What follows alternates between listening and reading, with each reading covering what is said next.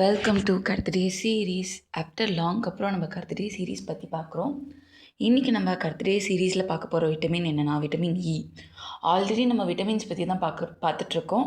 இதுக்கு முன்னாடி இருக்க வீடியோ பார்க்கணுன்னா என்னோடய சேனலை கிளிக் பண்ணி இருக்கிற வீடியோஸ்லாம் பார்த்துக்கோங்க. இன்றைக்கி நம்ம விட்டமின் இயை பற்றி பார்க்கலாம். வாங்க வீடியோக்குள்ளே போகலாம். விட்டமின் இயோட சயின்டிஃபிக் நேம் என்னென்னா டோகோஃபெரால்னு சொல்லுவாங்க. டோகோடெட்ரனால் அப்படின்னு சொல்லுவாங்க. இது மோஸ்ட்டாக நம்ம பாடியில் எப்படி ஆக்டிவ் ஃபார்மில் இருக்குன்னா ஆல்ஃபா டோகோபெராலா, அப்புறம் ஃபேட் சால்யுபிள் விட்டமின்னும் சொல்கிறாங்க இது. ஸோ இது நம்ம பாடியில் என்ன வேலைன்னா பவர்ஃபுல் ஆன்டி ஆக்சிடெண்ட்டாக இருக்குது.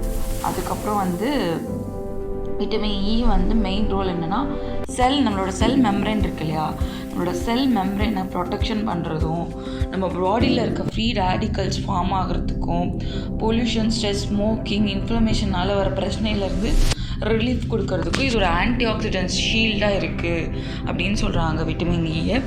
ஸோ விட்டமின் இ லிப்பிட், அதாவது நம்மளோட ஃபேட் லேயரில் ஒர்க் பண்ணும்போது செல் மெம்பரைன் ப்ரொடெக்ட் பண்ணும் அப்படின்னு சொல்லிட்டு இருக்காங்க.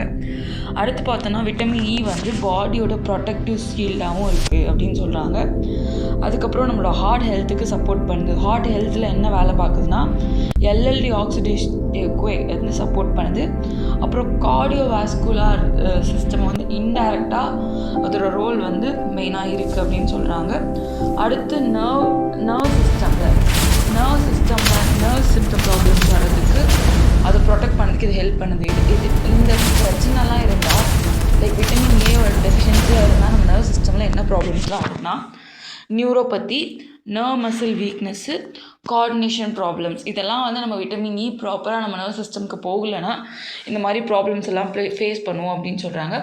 அடுத்து பார்த்தோம்னா நம்ம ரெட் பிளட் செல், அதாவது ஆர்பிசி மெம்பரைனை டேமேஜ் பண்ணாமல் அதை ப்ரிவென்ட் பண்ணுறதுக்கும், ப்ரீமெச்சூர் பேபிக்கும் எந்த டெஃபிஷியன்சியும் வராமல் சிவியர் ஹீமோலைட்டிக் அனிமியா வராமல் பார்த்துக்கிறது இந்த விட்டமின் இயோட வேலை அப்படின்னு சொல்கிறாங்க. அடுத்து நம்மளோட ஸ்கின்னுக்கும் பியூட்டிக்கும் இதில் கான்சன்ட்ரேட் பண்ணுவாங்க. நிறைய பேர் விட்டமின் கேப்சூல்ஸ் எடுப்பாங்க இல்லையா. ஸோ என்னென்னா ஆக்சிடேட்டிவ் ப்ரொடெக்ஷனுக்கு ஹெல்ப் பண்ணுறதுக்கும், நம்மளோட ஸ்கார்ஃப் வராமல் நம்ம ஸ்கின்னை ஹீல் பண்ணுறதுக்கு இது ஒரு மெயின் ஒர்க்கட்டிவாக இருக்குது.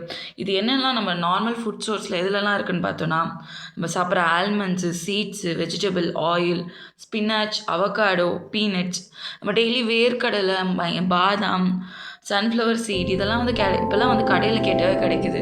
வெஜிடபிள் ஆயில், நம்ம கடலெண்ணெய் கூட ஓகே தான். நம்ம டெய்லியும் கொஞ்சம் பீனட் சோர்ஸ் எடுத்துக்கிறது இது பாடிக்கு ரொம்ப நல்லது. டெய்லியும் 15 mg per day எடுத்துக்கிட்டால்